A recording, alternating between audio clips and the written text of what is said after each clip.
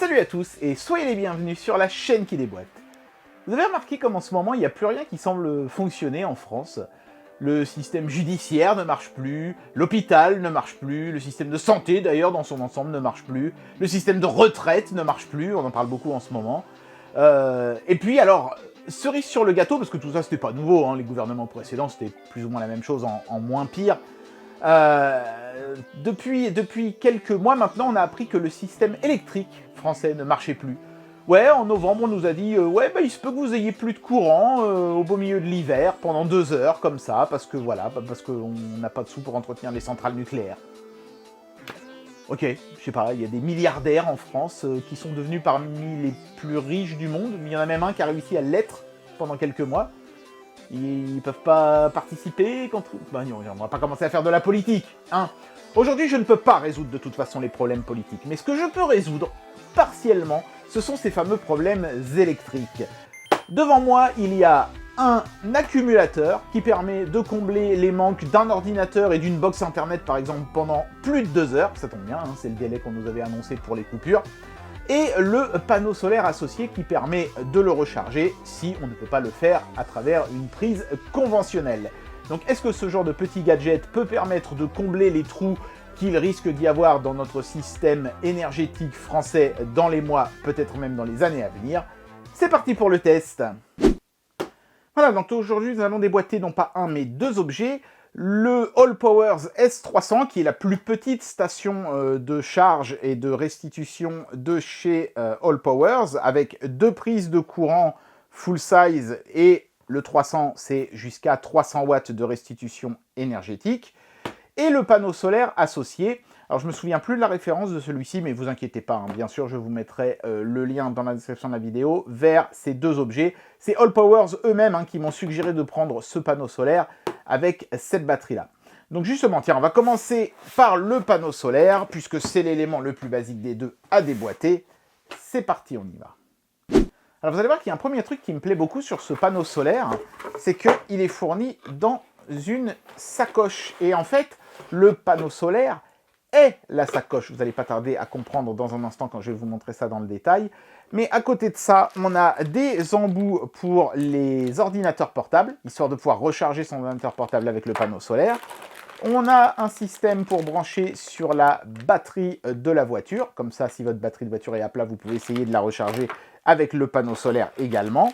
Un câble adaptateur pour relier le panneau solaire à justement la batterie de chez Allpowers. Évidemment, on aura le même câble a priori fourni avec la batterie. Le petit manuel d'utilisation qui est assez basique, voilà, parce que c'est juste un panneau solaire et en fait ça va simplement vous expliquer les différents branchements. Un câble micro USB, je ne sais pas trop pourquoi ils ont mis ça et pas un câble USB type C, j'imagine que c'est fait pour recharger votre téléphone le cas échéant, mais enfin bon, un USB type C aurait été sympathique aussi. Et alors non pas un, mais 4 petits mousquetons qui j'imagine permettent en fait d'attacher le panneau solaire à peut-être, je sais pas, des sardines de camping ou des trucs comme ça, pour qu'il reste bien stable au sol et ne s'envole pas en cas de bourrasque par exemple. Donc ça c'est pas mal, et puis il y a tout un tas de délicieux silica à gel pour éviter que tout ça ne prenne l'humidité. Bon alors je vais passer rapidement sur le panneau solaire en lui-même. Il se ferme avec un bon gros velcro, donc ici vous pouvez voir le boîtier de raccordement, avec donc des USB, et alors il y a un USB type C, est-ce que c'est pour ça qu'ils se sont dit on va pas forcément en mettre un, les gens auront certainement déjà un câble USB type C aux 2 bouts pour brancher leur téléphone, je ne sais pas. Ici on voit l'embout qui permet de se connecter à votre batterie de recharge, et du coup... Alors ici, il y a un petit velcro, c'est vide, mais ça vous permet de mettre les câbles qui sont fournis, qu'on a vu tout à l'heure. Du coup, ensuite, ça se déplie, alors vraiment, en beaucoup de morceaux. Je vais pas pouvoir tout vous déplier, d'ailleurs, ça va être trop grand, mais vous en aurez une vue d'ensemble quand je ferai le test grandeur nature, évidemment. J'aimerais au moins vous montrer à quoi ressemblent les cellules solaires. Voilà, là, vous pouvez en voir 3. Voilà, ce sont des panneaux mat assez discrets, et donc du coup, vous voyez, ça se déplie encore en 2 derrière. Il y en a quand même un gros paquet. Voilà, je ne vais pas tout déplier parce que ça va être le bazar pour tout replier après ici. Mais je vais bien sûr faire une installation et on verra combien de watts ce panneau solaire est capable de générer dans un instant. Mais d'abord, on va jeter un coup d'œil à la batterie. Alors je le répète, il s'agit de la plus petite batterie de chez All Powers, donc je vous laisse un peu imaginer la taille des monstres qu'ils peuvent fournir. Celle-ci est quand même capable de balancer 300 watts au travers de 2 prises de courant 220 volts, et bien sûr une multitude d'autres petites choses, des prises USB, des systèmes d'éclairage, il y en a 2, indépendamment l'un de l'autre, vous pouvez les allumer l'un ou l'autre, et un bel écran pour voir tout ça s'afficher. On va regarder ça tout de suite. Donc là encore, bonne surprise, il y a une pochette de transport, et encore du délicieux silica gel, hop là. Donc la pochette de transport ne contient pas la batterie en elle-même, mais les accessoires qui vont avec. La batterie, elle est calée dans un gros bloc de mousse expansée, que voici. Et je vais la sortir tout de suite. Oups, là, c'est pas facile. En tout cas, c'est bien emballé, c'est bien protégé, ça je peux vous le dire. Voilà. Donc, d'abord, les éléments dans la sacoche. Vous vous en doutez, ça va être surtout des câbles.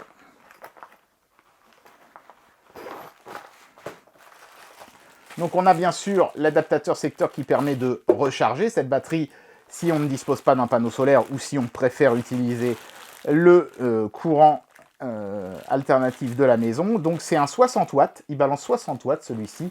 3 ampères, 20 volts. Voilà, donc 60 watts, je ne pense pas que le panneau solaire sera capable de faire ça. Mais ce truc-là recharge cette batterie, je crois, en 6 heures.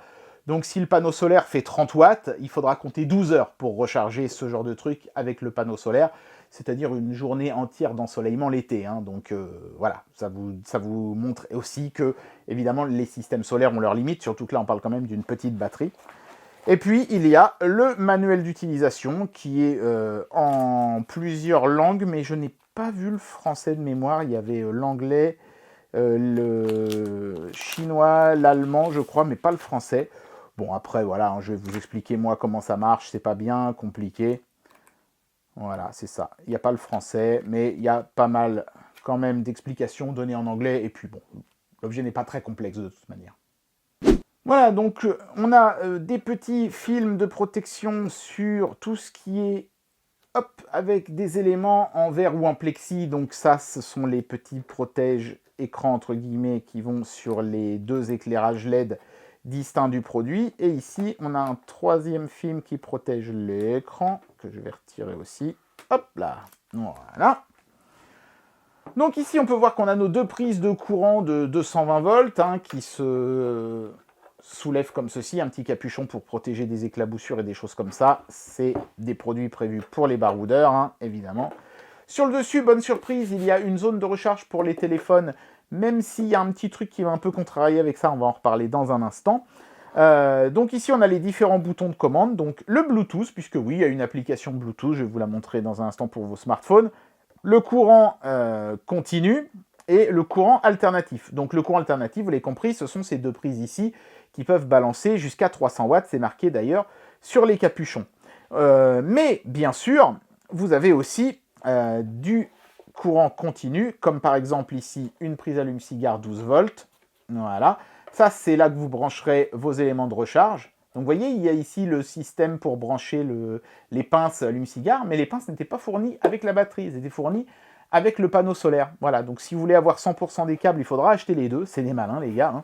Et de l'autre côté ici, on peut voir 2 prises 12 volts supplémentaires et donc les prises USB-C et 3 prises USB-A pour brancher vos différents smartphones, tablettes, netbooks, etc., etc. On appuie sur un des boutons pour allumer une des fonctions appropriées. Donc par exemple ici, courant continu, ça va être les prises qui sont sur les côtés. On pourra aussi allumer dans ce mode-là les torches. Voilà, l'une comme l'autre. Je ne vais pas vous les envoyer dans la tronche pour ne pas vous aveugler, mais elles éclairent bien fort. Et ici, donc, on a ce fameux écran qui permet de voir le niveau de charge de la batterie, le temps estimé que la batterie pourra tenir avec la consommation de courant que vous lui faites subir actuellement. Là, la batterie, elle est à 92%. Je ne voulais pas qu'elle soit à 100% pour pouvoir tester, voir si ça charge bien, notamment avec le panneau solaire. Et ici, vous pouvez voir, ça c'est très intéressant, la quantité de courant que vous consommez en watts, mais aussi la quantité de courant que vous faites rentrer dans la batterie en interne, alors évidemment, si vous le branchez avec l'appareil comme ceci, là, normalement, on devrait avoir 60 watts, hein, c'est ce qu'il y avait décrit là-dessus. Alors, on aura certainement un peu moins parce que le rendement n'est pas à 100%. Mais je suis curieux de voir combien on verra s'afficher avec le panneau solaire. Pas besoin de vous faire des mesures hasardeuses avec un chronomètre. Je peux directement lire la quantité de courant produit par le panneau solaire sur le petit écran ici. Et ça, je trouve que c'est vraiment très très cool. Vous pouvez faire fonctionner simultanément le courant continu et le courant alternatif. Il faut juste maintenir appuyé parce que, évidemment, ici, maintenant, on a 220 volts sur les prises, donc il y a une sécurité. On entend un ventilo qui tourne. Ce ventilo tourne aussi longtemps que vous fonctionnez en courant alternatif, mais quand vous éteignez le courant alternatif, ils tourneront encore un petit moment jusqu'à ce que la température de l'objet ait suffisamment baissé, et là, ils s'arrêteront automatiquement. Voilà. Alors après, je vous disais, j'étais un petit peu déçu par le système de charge ici. Je vais immédiatement vous expliquer pourquoi. En fait, la bobine de charge ne se trouve pas ici au centre, mais légèrement décalée à droite, ce qui fait que quand on pose le téléphone bien à plat au milieu du truc, vous voyez, il ne se passe rien, et j'avais l'impression que mon truc ne marchait pas. En fait, il faut le décaler légèrement, à peu près comme ça, et là, ça marche. Voilà, bon, une fois qu'on le sait, c'est pas dramatique, mais c'est un petit défaut, voilà, je vous en parle tout de suite, c'est à peu près le seul défaut que j'ai remarqué sur cet objet, donc voilà, comme ça, c'est fait. Maintenant, ce qu'on va faire, c'est que, on va essayer de brancher 2-3 trucs dessus, bien sûr, mais surtout, on va essayer le panneau solaire en extérieur, ça m'intéresse. Voilà, donc la première chose que je vais essayer de recharger, c'est mon smartphone. Je vois ici que je tire 0 watts. En fait, techniquement, l'objet consomme quand même du courant parce qu'il y a le ventilateur qui refroidit le système de courant alternatif que j'ai laissé allumer exprès. Là, l'appareil m'indique qu'il reste 44 heures 17 minutes d'autonomie avec la consommation actuelle. Donc je vais brancher mon smartphone. Donc là, je le branche en USB-A, hein, il n'est pas branché en USB-C. Je le branche. Donc vous allez voir que ça va marcher, qu'il va charger. Pas en charge rapide, mais en bonne charge quand même, parce que j'ai gagné 1% en même pas 30 secondes. Donc même si le téléphone n'indique pas charge rapide, ça fonctionne plutôt pas mal. Et donc je tire 9 watts sur l'appareil, et l'autonomie qui est indiquée quand même baisse pas mal, hein, puisque vous voyez que 9 watts, eh ben, c'est suffisant pour passer de 44 heures, bon c'est normal, hein, 44 heures à vide, avec juste un ventilo qui tourne, à là l'objet estime entre 15 et 16 heures d'autonomie restante. Là il me marque 14h49, tout à l'heure c'était marqué 16 et quelques. C'est normal que ce soit pas constant, hein, le smartphone ne tire pas une quantité d'énergie constante quand il recharge, ça varie en permanence. Bon, je ne savais pas quoi brancher sur le courant alternatif, alors j'ai ressorti ma bonne vieille PlayStation 1, branchée donc sur la prise 220. Alors, les appareils électroniques sensibles ne craignent absolument rien, puisque cet appareil est doté d'un lisseur de sinusoïdal. Autrement dit, vous n'allez pas avoir une vieille courbe carrée, vous savez, de courant alternatif redressé à la barbare. Là, on va avoir une belle sinusoïdale. J'avais voulu vous le montrer en branchant mon multimètre qui a un petit oscilloscope intégré, mais on n'y voyait pas grand chose sur l'écran de l'oscillo, donc bon, faites-moi confiance, j'ai vérifié, on a bien une belle sinusoïdale. Donc je peux brancher ma Play sans crainte, elle ne risque pas de pas aimer le traitement. J'appuie sur le bouton, donc là toujours à 0 watts, il m'indique toujours 44 heures et 13 minutes d'autonomie restante. On va voir à combien ça passe avec une Play 1 branchée. Évidemment, une Play 1, ça tire pas autant qu'une Play 2 et encore moins qu'une Play 3. Mais on peut aller jusqu'à 300 watts, donc n'importe quelle console fonctionnera sans problème. PC gamer, par contre, seulement les PC portables. Hein. Les tours gamer, ça va tirer trop, vous pourrez pas. Mais attention, on va voir ce que ça donne. Je vois que la console est allumée. Et je tire... Ah bah ça, c'est étonnant. Je tire 6 watts. Vous voyez, quand je vous disais... Ah non, 8, voilà. Un petit peu plus. Vous voyez, quand je vous disais que ces vieilles consoles ne consomment pas beaucoup, ça consomme presque aussi peu qu'un smartphone en charge sur une prise USB. Et là, on m'indique une autonomie de 17h45. Alors évidemment, c'est biaisé hein, comme test, j'en suis bien conscient, parce qu'il faudrait brancher une télé sur la deuxième prise. Télé qui mangerait quelque chose comme 40 watts, un truc comme ça, hein, une télé cathodique.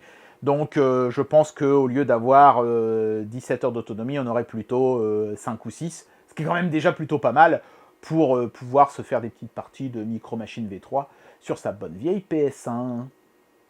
Bon, l'application mobile de cet appareil n'est pas si extraordinaire que ça, mais bon, elle est présente, donc je vous la montre. C'est rien de plus finalement que le petit écran de contrôle ici qui est glorifié, qui est plus grand, plus lisible. Hein, voilà, donc simplement ici, vous voyez le niveau de charge actuel, l'autonomie restante en heures et en jours, la quantité de courant qui rentre, la quantité de courant qui sort. Vous pouvez activer ou désactiver les fonctions à distance. Voilà, vous voyez, ça fait bip et ça marche à distance. Voilà, donc là, ce sont les prises de courant, l'USB et les lampes LED. Voilà, je les allume à distance. Ça allume les deux en même temps, notez quand vous faites ça. Alors que sinon, avec les boutons, ça les allume indépendamment l'une de l'autre. Et c'est tout. Voilà, c'est tout. Vous savez pas vous pouvez pas faire de courbe de statistiques, de la vitesse de recharge ou des choses comme ça. C'est un petit peu dommage. Je pense qu'il y avait moyen de faire quelque chose de peut-être un petit peu plus chiadé. Alors ça viendra peut-être, ils feront peut-être des mises à jour. Mais pour le moment, finalement, ça n'est rien de plus qu'un écran déporté. Pratique au demeurant, hein, mais somme toute assez simple. Bien voilà, donc là je filme avec mon téléphone parce qu'en extérieur ça n'était pas très pratique et en plus le trépied jetait une ombre sur le panneau solaire, ce qui posait un problème. Donc là j'ai de la chance, il y a un beau grand soleil, j'ai mis le panneau solaire plein sud. Bon, la config n'est pas idéale non plus, hein. Pour avoir vraiment le summum, il faudrait que mon panneau soit incliné de 30 degrés dans la direction du soleil. Là il est posé à plat sur le sol. Pourquoi j'ai fait ça? Parce que je pense que la plupart des gens auront tendance à faire de la même façon, de toute façon, hein, de le poser à plat comme ça.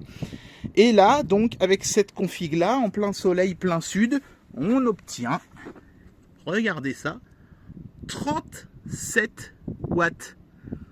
Plus de la moitié de ce qu'on avait avec un adaptateur secteur. Je trouve que c'est quand même épatant.